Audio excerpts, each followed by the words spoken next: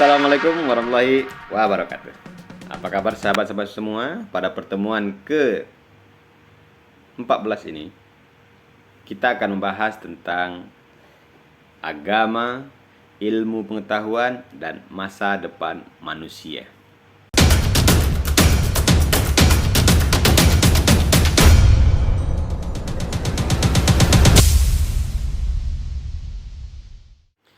Sahabat-sahabat semua, sebagaimana ilmu dan teknologi, agama mendapat tantangan dari rasionalitas manusia yang telah membuktikan diri mampu mengubah penampilan dunia fisik. Perwujudan dari kearifan religius dikalahkan oleh rasionalitas yang senantiasa melihat persoalan secara teknis sebatas alam fisik. Pada tingkat praktis atau agama kuno, agama yang lama, memiliki apresiasi terhadap kehidupan yang lebih, dan ini mengacu kepada jiwa yang lebih kesatria dan mulia. Sedangkan agama modern memiliki sikap egoistis manusia terhadap lingkungannya. Jika bukan memamerkan cara mengesahkan keserakahan sekadar untuk tidak dianggap kuno. Semangat yang berlebihan dalam keagamaan justru akan merugikan dan merusak makna agama itu sendiri. Di satu pihak, penerapan rasionalitas dalam agama yang dilakukan oleh mereka yang ingin memodernisasi agama agar sesuai dengan kemajuan zaman atau berpretensi untuk membersihkan agama dari berbagai bid'ah akan memiskinkan agama sekedar pelayan materialisme. Karena rasionalitas hanya dapat bekerja pada wilayah logis yang spekable dan bukan wilayah reflektif dari pengetahuan manusia, di mana wilayah rasionalitas harus bekerja dua kali dan dengan demikian mengingkari dirinya. Di pihak lain, religiusitas tidak dapat direalisasi secara paksa karena hanya akan memuaskan perasaan manusia belaka. Visualisasi yang bagaimanapun tentang Tuhan hanya menghasilkan boneka saja atau patung Tuhan. Agama sendiri merupakan faktor utama dalam mewujudkan pola-pola persepsi dunia bagi manusia. Persepsi-persepsi itu turut mempengaruhi perkembangan dunia itu sendiri, dan dengan cara demikian juga mempengaruhi jalannya sejarah ya. Persepsi-persepsi itu menentukan pula cara manusia menundukkan dirinya di dunia ini.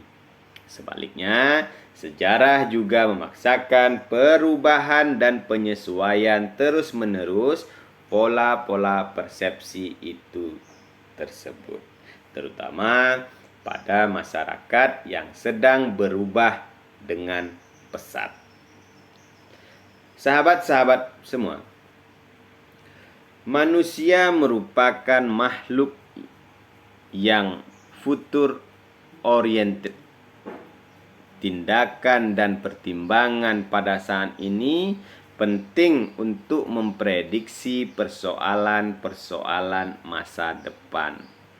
Bahkan sejarah penuh dengan contoh-contoh sebenarnya, baik tentang kekejaman manusia maupun tentang pengorbanannya yang telah dilakukan dengan maksud untuk menjamin terjadinya suatu hari depan yang lebih baik. Dalam setiap agama, ada pengorbanan yang jauh lebih mulia jika dilakukan demi mencapai masa depan yang lebih baik. Mati syahid dalam agama Islam adalah bentuk dari suatu kematian yang diharapkan, karena seseorang yang mati syahid akan langsung masuk surga tanpa melalui hisab. Dalam beberapa sekte agama Kristen ekstrim, kematian yang dipercepat mampu mengantarkan seseorang langsung menuju ke surga. Sahabat-sahabat semua, dalam agama, pandangan mengenai hari depan tidaklah beragam, tidaklah seragam maksudnya. Ada yang berpandangan bahwa tujuan akhir kehidupan ini adalah nirwana, yakni ketiadaan, dan dalam ketiadaan itu sifat dan keinginan kemanusiaannya hilang. Ketika manusia masih memiliki keinginan, dia akan kembali ke dunia dalam bentuk lain. Namun, jika dia mampu menghilangkan semua sifat dan keinginannya, saat itulah tujuan dan kesempurnaan hidup tercapai. Ada juga yang berpandangan bahwa ada kehidupan yang lebih abadi dan tenang di alam sana, yang itu disebut dengan surga. Sehingga bagi orang yang sudah membekali dirinya untuk berangkat ke alam sana, tidak akan takut menghadapi kematian. Ibarat prajurit yang akan pergi berperang, semua persiapan sudah lengkap sehingga dia amat percaya diri menghadapi musuhnya. Sahabat semua, dalam kerangka itu agama dan ilmu memiliki kesamaan, yakni sama-sama mendesain masa depan manusia lebih baik lagi. Desain agama lebih jauh dan abstrak, sedangkan ilmu dan teknologi lebih pendek dan konkret. Desain agama untuk memberikan ketenangan hidup setelah hidup, sedangkan desain ilmu dan teknologi untuk hidup masa depan di dunia ini. Kita contohkan seperti penemuan uap dan listrik, ya. Nah, itu adalah bagian dari persiapan untuk anak cucu James Watt dan Thomas Alva Edison misalnya. Nah, mereka sendiri tidak lama menikmati hasil karya penemuan uap dan listriknya. Kalaupun dinikmati, tidak maksimal dan tidak sama dengan apa yang kita nikmati sekarang ini. Dalam pandangan agama, ilmu dan teknologi bukan merupakan aspek kehidupan umat manusia yang tertinggi. Tidak juga merupakan puncak kebudayaan dan peradaban umat manusia di dalam evolusinya mencapai kesempurnaan hidup atau perfection of existence. Banyak kaum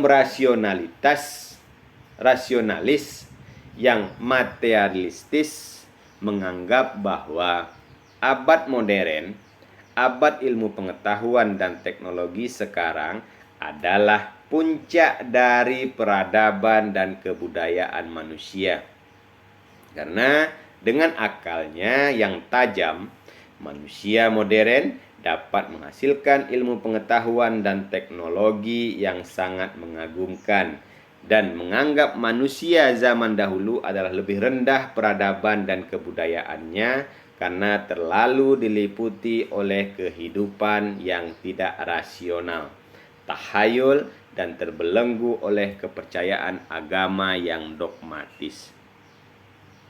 Sahabat-sahabat semua, ilmu pengetahuan dan teknologi memakai rasio atau akal yang tajam.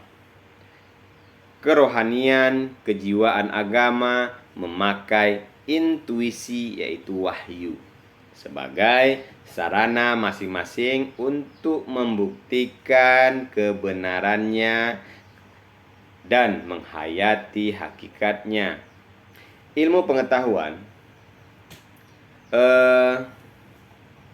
hingga saat ini dianggap sebagai pengawal kemajuan umat manusia yang akhir-akhir ini secara umum banyak diserang sebagai pembawa berbagai macam ketimpangan dan pencemaran fisik, biologi, sosial, dan budaya.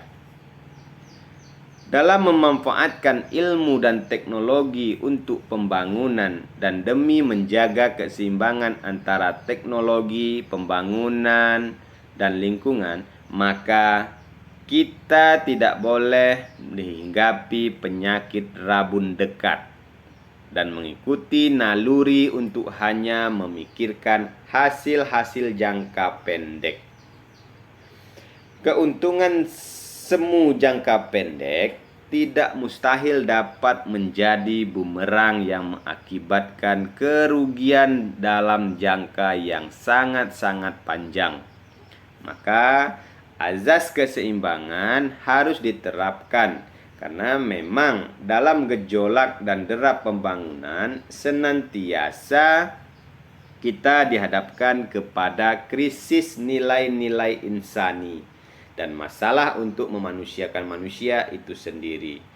Nah, problem manusia tersebut tidak menjadi alat ataupun korban dari ciptaannya sendiri. Kita akan coba melihat negara adidaya, adikuasa. Itu contohnya adalah negara Amerika Serikat.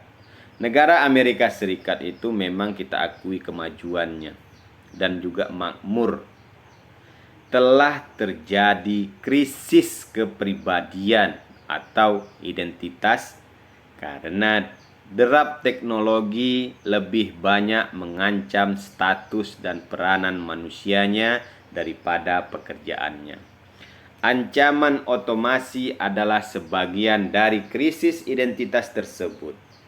Apabila mesin-mesin teknologi itu bukan hanya dapat menggantikan manusia, tetapi bahkan dapat melakukan pekerjaannya secara lebih baik dan lebih murah. Kemudian kemajuan ilmu pengetahuan yang secara global ini, umat manusia senantiasa dihadapkan pada perpecahan dan peperangan. Namun sejak berakhirnya Perang Dunia Kedua, sifat peperangan telah berubah sedemikian drastis sehingga masa depan umat manusia dan masa depan generasi-generasi yang belum dilahirkan menghadapi bahaya yang amat-amat lebih gawat. Potensi berbagai senjata nuklir, senjata kimiawi, biologis, dan bahkan senjata konvensional dengan berbagai alasan politik dan komersial semakin meningkatkan ancaman baru bagi kehancuran global. Ilmu dapat dilumpuhkan oleh biasnya sendiri. Sebagaimana agama juga seperti itu. Agama akan dilumpuhkan oleh bias agama itu sendiri. Di dunia barat, dewasa ini tujuan ilmu adalah menjelaskan alam fisik, sementara tujuan agama adalah menjelaskan alam spiritual. Ilmu mengira bahwa ilmu tidak memiliki filsafat dan sekedar untuk mengkaji dan mengukur benda secara empiris. Padahal sesungguhnya ilmu juga memiliki filsafat. Ilmu hanya menganggap penting benda yang empiris dan ilmu tidak akan melatih penganutnya untuk berpikir secara filosofis. Mereka hanya akan mempelajari berbagai jenis rumus dan teknologi. Sahabat-sahabat semua, sinergi agama dan ilmu dalam konteks ini dapat dilakukan demi terwujudnya keseimbangan peradaban manusia. Sebab, kalaulah masing-masing pihak masih tetap mempertahankan ego, maka masa depan manusia tidak dapat diramalkan. Disinilah ilmu dan teknologi tidak harus dilihat dari aspek yang sempit, tetapi harus dilihat dari tujuan jangka panjang dan untuk kepentingan kehidupan yang lebih abadi. Kalau visi ini yang diyakini oleh para ilmuwan dan agamawan, maka harapan kehidupan ke depan akan lebih cerah dan sentosa. Tentu saja, pemikiran-pemikiran ini perlu didukung dari berbagai pihak untuk mewujudkannya. Saya Ijus Indrawan Anak Parit, mohon diri. Jika ada kesalahan saya mohon maaf dan saya akhiri. Assalamualaikum warahmatullahi wabarakatuh.